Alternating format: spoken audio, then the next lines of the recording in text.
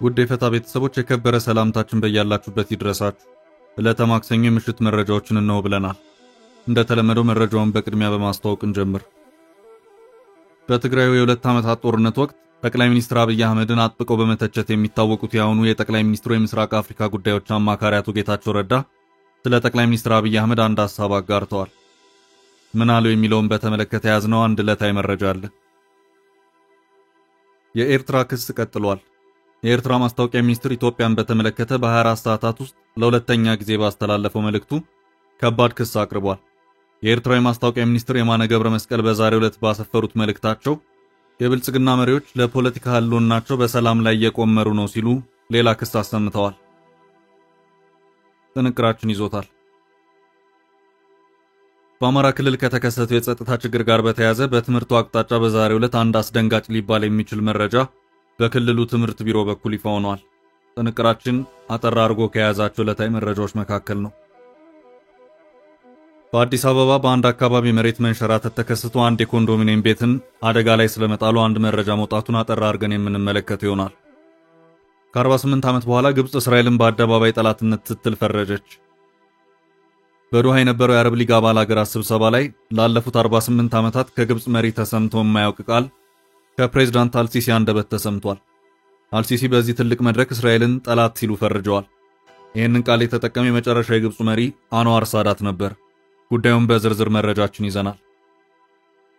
እስራኤል ጋዛን ለመቆጣጠር በከፈተችው መጠነ ሰፊ ማጥቃት ጋዛን ሙሉ ለሙሉ ለመቆጣጠር የመጨረሻ ነው የተባለለትን ውጊያ በዛሬው ዕለት ከፍታለች። የጋዛ ነዋሪዎች ከባድ ጭንቅ ውስጥ ገብተዋል። ጦሩ በታንክ ታግዞ እየገፋ ነው። ከተማዋ በእስራኤል የጦር ጀቶች እየጋየች ነው። ጥንቅራችንም በዕለቱ መረጃ ውስጥ አካቶ ይዞታል። እስከ ፍጻሜው አብራችሁን ቆዩ። የምንለቃቸው ዕለታዊ ትኩስ ዜናዎች እንዲደርሷችሁ ላይክ፣ ሼር፣ ሰብስክራይብ ማድረግ እንዳትረሱ።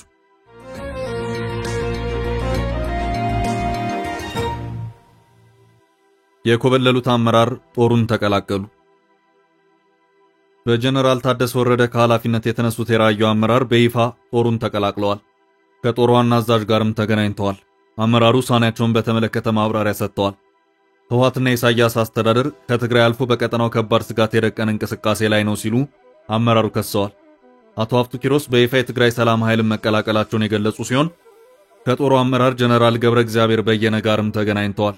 አመራሩና ጀነራሉ በጋራ የተነሱት ምስልም በማህበራዊ ትስስር ገጾች በስፋት እያነጋገረ ይገኛል።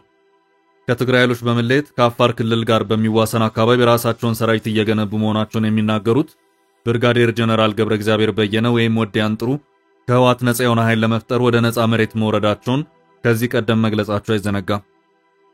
ከሰሞኑም ከህወሓት ጦር የሸፈቱ በርካታ ተዋጊዎች ጦሩን መቀላቀላቸው እንዲሁ ተዘግቧል። አቶ ሀፍቱ ኪሮስ ከራያ አስተዳዳሪነታቸው በኃይል ከኃላፊነት ከተነሱ በኋላ በቀጣይ ስለሚኖራቸው እንቅስቃሴ ያሳውቃለሁ ሲሉ ከዚህ ቀደም መናገራቸው ይታወቃል። ከኃላፊነት ከተነሱ በኋላ ያሉበት ሁኔታ ሲያነጋግር የቆየው የቀድሞ አስተዳደሩ አቶ ሀፍቱ ኪሮስ በራያ ህዝብ እየመራንና እያደራጀን ነው፣ ብዙ ሜዳዎችና ሸለቆች አሉ፣ እዚያ ነው ያለነው በማለት ከከተማ ወጣ ብለው ህዝብ እያደራጁ መሆናቸውን መግለጻቸው አይዘነጋም። አሁን ላይ አቶ ሀፍቱ አዲስ በሰጡት ቃለ ምልልስ የትግራይ ሰላም ኃይልን መቀላቀላቸውን ገልጸዋል። ወጣቱ ትውልድ በግልጽ ተናግሯል። የተለያዩ አመለካከቶችን ወደ ውይይት ጠረጴዛው የሚያመጡ አመራሮችን መፈለጊያው ጊዜ አሁን ነው ያሉት አቶ ሀፍቱ በትግራይ ለውጥ እንደሚያስፈልግ አጽንኦት ሰጥተው ተናግረዋል። በትግራይ ውስጥ ያሉት የጦር አበጋዞችና ኢሳያስ አፈወርቂ ያልተቀደሰ ጥምረት ለትግራይ ለኢትዮጵያና ለአፍሪካ ቀንድ ሰላምና ደህንነት አደገኛ ነው ሲሉ አመራሩ ተናግረዋል። የእነዚህ አምባገነኖች እኩይ ጥምረት በጽኑ ሊወገዝ ይገባል ያሉት አቶ ሀፍቱ ዘርፈ ብዙ የመብት ጥሰቶች በአስቸኳይ እንዲቆም፣ ለሁሉም ሰብአዊ መብቶችና መሰረታዊ ነጻነትና ዲሞክራሲያዊ ስርዓት እንዲመለስ እንዲሁም የህግ የበላይነት እንዲከበር ዓለም አቀፉ ማህበረሰብ ጫና ሊያሳድር ይገባል ሲሉም አሳስበዋል። የትግራይ ክልል ጊዜያዊ አስተዳደር ፕሬዝዳንት ጀነራል ታደሰ ወረደ ከሳምንታት በፊት የህወሓት ማዕከላዊ ኮሚቴ አባል የሆኑትን ዝናቡ ገብረበድን የራያዋን አስተዳደር አድርገው ከሾሙ በኋላ በአካባቢው የተፈጠረው ዝግብ ተባብሶ በኃይል ከኃላፊነት የተነሱት አመራር ተቃዋሚውን ጦር መቀላቀላቸው ውጥረቱ እየተባባሰ ለመሄዱ አመላካች ሆኗል።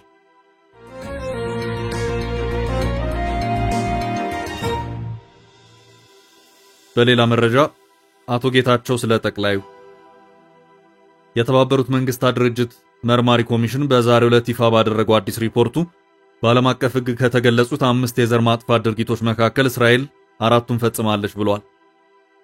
እነዚህን የፈጸመቻቸውን ወንጀሎች ሀገሪቱ ከሐማስ ጋር ጦርነቱ ከገባችበት መስከረም 2016 ዓ.ም ወዲህ የተፈጸመ ነው ሲልም አስታውቋል። በትግራይ 2 ዓመታት ጦርነት ወቅት ጠቅላይ ሚኒስትር አብይ አህመድን አጥብቀው በመተቸት የሚታወቁት የአሁኑ የጠቅላይ ሚኒስትር አብይ አህመድ የምስራቅ አፍሪካ ጉዳዮች አማካሪ አቶ ጌታቸው ረዳ የጠቅላይ ሚኒስትር አብይ አህመድን አዲሱን የመደመር መጽሐፍ አድንቀዋል። አቶ ጌታቸው በዚሁ አዲሱ የጠቅላይ ሚኒስትር አብይ አህመድ መጽሐፍ የምረቃ ስነ ስርዓት ላይ የመጽሐፉን ሂሳዊ ዳሰሳ እንዲያቀርቡ የተጋበዙ መሆኑ ታውቋል። አቶ ጌታቸው በዚህም ወቅት ቀደም ካሉት የጠቅላይ ሚኒስትር አብይ አህመድ የመደመር መጽሐፍት መካከል የመጀመሪያውን መጽሐፍ ያነበቡ መሆኑን አመልክተው ይሁንና በጊዜው መጽሐፉን ሲያነቡ አንብቦ ለመረዳት ሳይሆን አቃቂር ለማውጣት እንደነበርም አመልክተዋል። ከዚያ በኋላ የወጣው ሁለተኛ መጽሐፍ አምልጦኛል ካሉ በኋላ አክለውም ከረጅም ጊዜ ዕውቀት አጠር ትንተና ዘመን በኋላ ወደዚህ ዕውቀት ተኮር ትንተና በመቀላቀሌ ደስተኛ ነኝ ብለዋል። የመደመር መንግስት መጽሐፍን ያደናነቁት አቶ ጌታቸው በዚሁ ማብራሪያቸውም ከመጀመሪያ እስከ መጨረሻ ሀገሪቱ ያለችባቸውን ችግሮች በሚገባ አንድ በአንድ የዳሰሰ እንደዚሁም ችግሮቹን ከመዘርዘር ባለፈም ችግሮቹን ብቻ ዘርዝሮ ዘወር ያለ ብቻ ሳይሆን የመፍትሄ አቅጣጫዎችን ጭምር የጠቆመ ሆኖ አግኝቼዋለሁ። እናም ሐሳቡን ወስደን ልንነጋገርበት የሚገባ ትልቅ ዶክመንት ነው ሲሉ የተናገሩ መሆኑን የታወቀው። አንድ ጊዜ ጠቅላይ ሚኒስትሩ ቤተ መንግስት እየገነቡ መሆኑን እንደ ማንኛውም ዜጋ ስሰማ ለምን አይቀርበትም ለምንስ ወደ ሌሎች ጉዳዮች አይገባም ብዬ ነበር። ግን ሄጄ ሳየው እየተገነባ ያለው አንድ ከተማ ነው ሲሉም ተናግረዋል።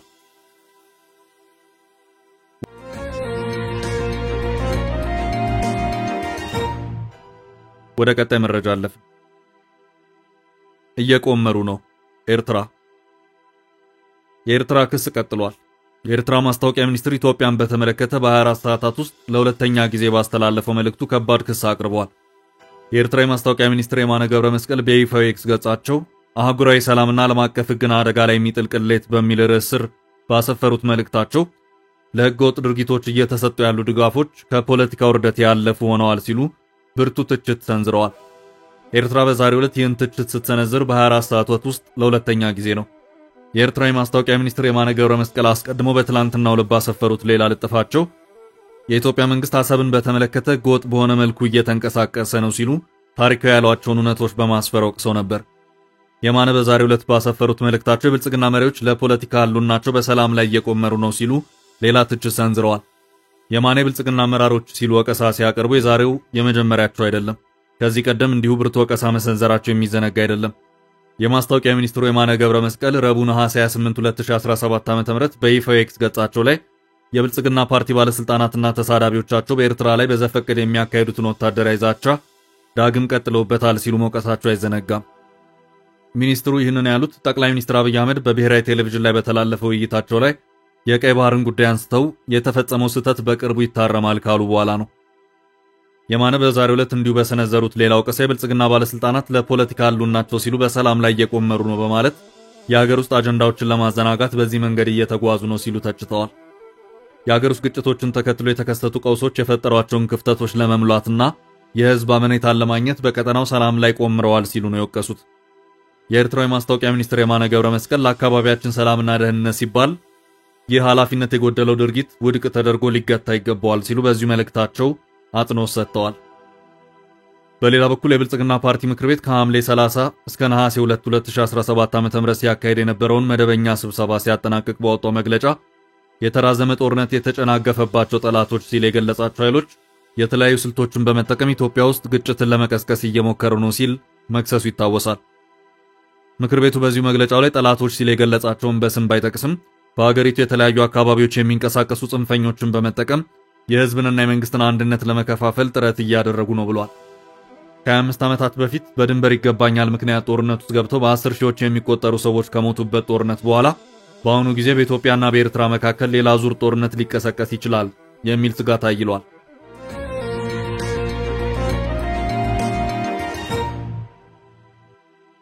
በቀጣይ ርዕስ በአዲስ አበባ የተከሰተው የመሬት መንሸራተት። በአዲስ አበባ በአንድ ኮንዶሚኒየም መኖሪያ አካባቢ የመሬት መንሸራተት ተከስቶ በአካባቢ ያለው መንገድ ወደ ውስጥ በመግባት ከጥቅም ውጭ ሆኗል። ይሄው የመሬት መንሸራተት ያጋጠመው ሚኪሊላንድ ወይም ብርጭቆ ኮንዶሚኒየም በተባለው አካባቢ ነው። ይሄው የመሬት መንሸራተት በአካባቢው ያለውን አስፋልት መንገድ ሙሉ በሙሉ ወደ ታች አንሸራቶ ወርዶታል። በአካባቢው ትምህርት ቤትና ኮንዶሚኒየም አለ። በኮንዶሚኒየም ውስጥ ያሉ ነዋሪዎችም እንዲወጡ ተደርጓል ተብሏል። በዚህ መሬት መንሸራተት እስካሁን ባለው ሁኔታ በሰዎች ላይ ጉዳት መድረሱን የሚያመለክት ምንም አይነት መረጃ አልወጣም። የመሬት መንሸራተቱ የአካባቢውን የእግረኛ መንገድ ሳይቀር ከጥቅም ውጭ አድርጓል። ከአካባቢው የለቀቁ ነዋሪዎች በምን ሁኔታ ላይ እንደሚገኙ ግን በግልጽ የታወቀ ነገር የለም።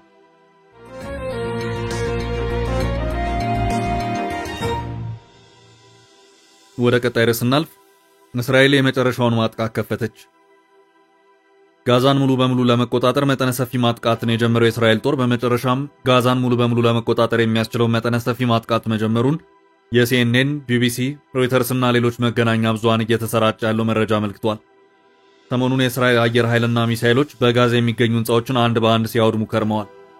በብረት ለበስ ተሽከርካሪዎች ጋዛን በተወሰነ ርቀት እየተጠጋ የቆየው የእስራኤል እግረኛ ሰራዊት የመጨረሻን የተባለለትን መጠነ ሰፊ ማጥቃት የጀመረ መሆኑን ዘገባዎች አመላክተዋል። በዚህም በርካታ የጋዛ ነዋሪዎች አካባቢውን ለቀው እየተሰደዱ መሆኑንም መረጃዎቹ አክለዋል። የጋዛ ነዋሪዎች ወዴትም መሰደድ የማይችሉ ሲሆን ብቸኛ የስደት አማራጭ የሆነችው ግብጽም ብትሆን ራፋ የተባለውን የድንበር ማቋረጫ ጥርቅም አድርጋ ዘግታለች። ከዚሁ መጠነ ሰፊ የእስራኤል የጋዛ ጥቃት ጋር በተያያዘ በርካታ የጋዛ ነዋሪዎች እየተገደሉ ሲሆን የተባበሩት መንግስታት አጣሪ ኮሚሽን እስራኤል በጋዛ በሚገኙ ፍልስጤማውያን ላይ የዘር ማጥፋት ፈጽማለች ብሎ የደመደመ መሆኑን በዛሬው ዕለት አስታውቋል። ሆኖም እስራኤል ይህን ሪፖርት በጥብቅ አስተባብላለች። እንደ ቢቢሲ ዘገባ ከሆነ እስካሁን ባለው ሁኔታ 350 ሺህ የሚደርሱ ፍልስጤማውያን የጋዛ ከተማን ለቀው መሰደድ ግድ ብሏቸዋል። ጋዛው 2.1 ሚሊዮን ፍልስጤማውያንን የያዘች መሆኑን መረጃዎች ያመለክታሉ። የዛሬው መጠነ ሰፊ የእግረኛ ሰራዊት ማጥቃት ከመጀመሩ በፊት እስራኤል ቀናትን በወሰደ የአየርና የሚሳኤል ጥቃት ጋዛ ከተማን በስፋት አውድማለች። ዓለም አቀፉ ማህበረሰብ አሁንም በውግዘቱ እንደቀጠለ ነው። የተባበሩት መንግስታት ድርጅት መርማሪ ኮሚሽን በዛሬው ዕለት ይፋ ባደረገው አዲሱ ሪፖርቱ በዓለም አቀፍ ሕግ ከተገለጹት 5 የዘር ማጥፋት ድርጊቶች መካከል እስራኤል 4ቱን ፈጽማለች ብሏል። እነዚህን የፈጸመቻቸውን ወንጀሎች ሀገሪቱ ከሐማስ ጋር ጦርነት ውስጥ ከገባችበት መስከረም 2016 ዓ.ም ወደ የተፈጸመ ነው ሲልም አስታውቋል።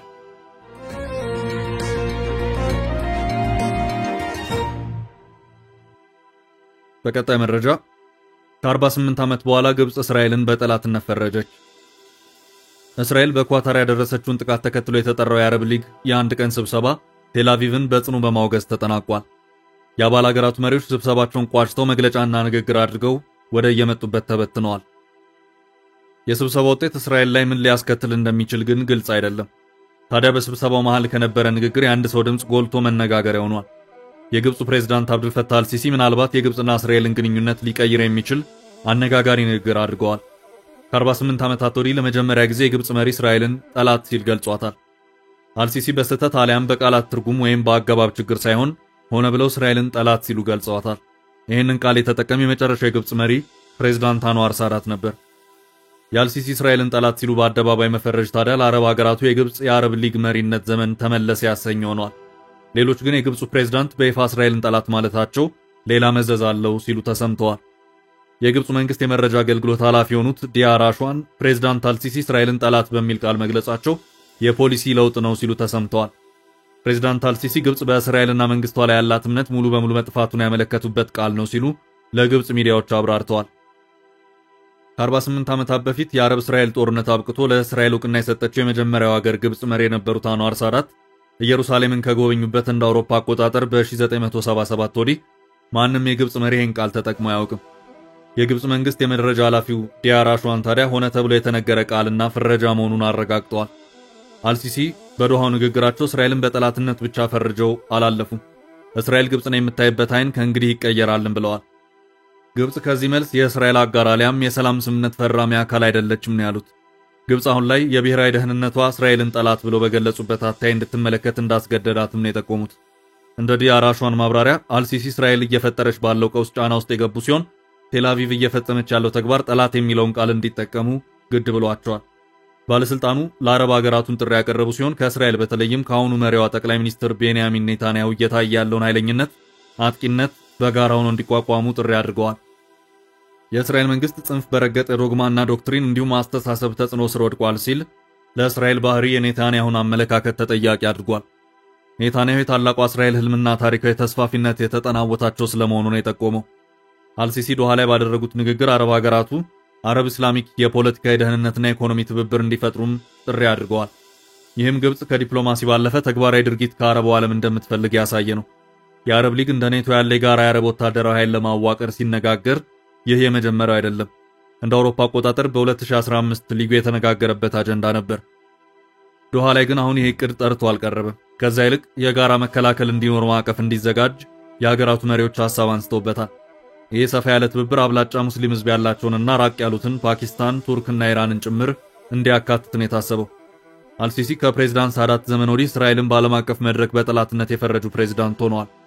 ሳዳት የአረብ ሀገራትን አቋምና የተከለከለ አጥር ጥሰው ለእስራኤል እውቅና የሰጡ መሪ ሲሆኑ ግብጽ ከዛ መልስ በእስራኤልና አረብ ሀገራቱ መሃል እንደ ድልድይ ሆና ኖራለች።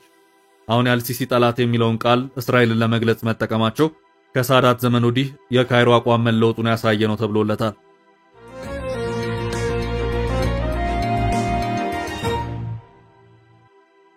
በመጨረሻው መረጃችን በኦሮሚያና አማራ በሴት ተማሪዎች ላይ የሚደርሰው ጥቃት የኢትዮጵያ ሰብአዊ መብት ኮሚሽን ሪፖርት።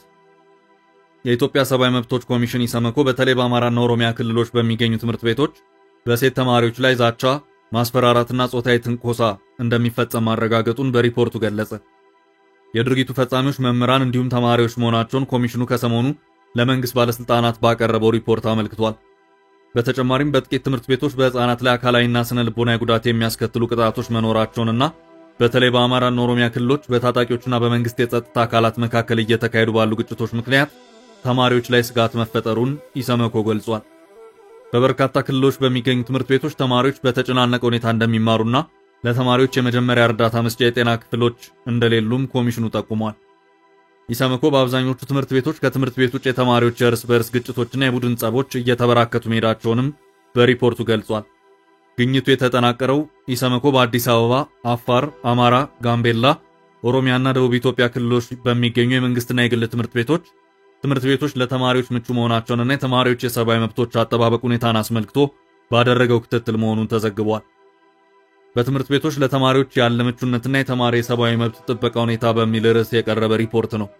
ኮሚሽኑ ጥናቱን እና ሪፖርቱን የመንግስት ባለስልጣናትና የሚመለከታቸው ባለድርሻ አካላት በተገኙበት አዲስ አበባ ላይ ማቅረቡን የታወቀው።